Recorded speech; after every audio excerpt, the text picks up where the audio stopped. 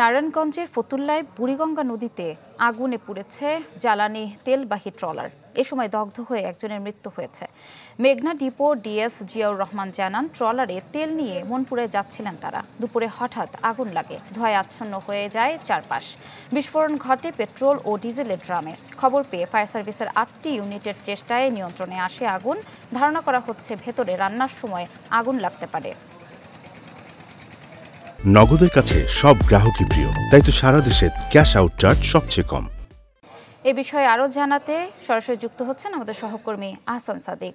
সাদিক, কিভাবে আগুন লাগলো, তেলবাহী ট্রলারটির ক্ষয়ক্ষতি সহ বিস্তারিত জানান।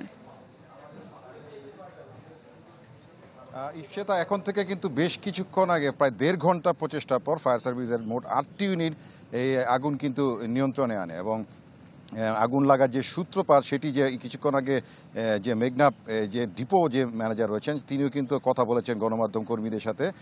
তারা যেটি বলছেন, আসলে প্রতি সপ্তাহে একবার এই জাহাজটি মূলত বরিশালের মনপুরা থেকে তারা এখানে তেল সংগ্রহের জন্য আসেন। মূলত তারা ডিজেল এবং পেট্রোলিয়াম যে দাহ্য তেলগুলি রয়েছে এগুলি তারা সংগ্রহ করেন এবং সংগ্রহ করার পরে কিন্তু তারা মনপুরাতে নিয়ে যান বরিশাল। এবং আজও কিন্তু তারা এই জাহাজের ভেতরে ট্রলারটি তেল নেওয়ার পরে কিন্তু তারা নদী থেকে বেশ কয়েক গজ দূরে যাওয়ার পরে তারা যেটি বলছেন যে তখন কিন্তু আসলে অগ্নিকাণ্ডের সৃষ্টি হয় এবং তারা ধারণা করছে ফায়ার সার্ভিস প্রাথমিকভাবে যেটি যেহেতু এখানে দাহ্য পদার্থ তারা নিয়ে থাকেন এবং এর সাথে যে জাহাজের ভিতরে যে সকল শ্রমিকরা রয়েছেন তারা দুপুরে রান্নার কাজের সময় মূলত হয়তোবা এই রান্নার থেকে আগুনের সৃষ্টিপাত মূলত হয়ে থাকতে পারে। এবং দেখতে পাচ্ছেন যে ভস্মীভূত যে জাহাজটি রয়েছে, এই ট্রলারটি রয়েছে, সেই ট্রলারটিকে কিন্তু এখন ঠিক নদীর মাঝখান থেকে কিন্তু পারে কিন্তু নিয়ে যাওয়া হয়েছে এবং এই ঘটনায় অগ্নিকাণ্ডের পরে কিন্তু একজনকে দগ্ধ অবস্থায় হাসপাতালে নিয়ে যাওয়া হয় এবং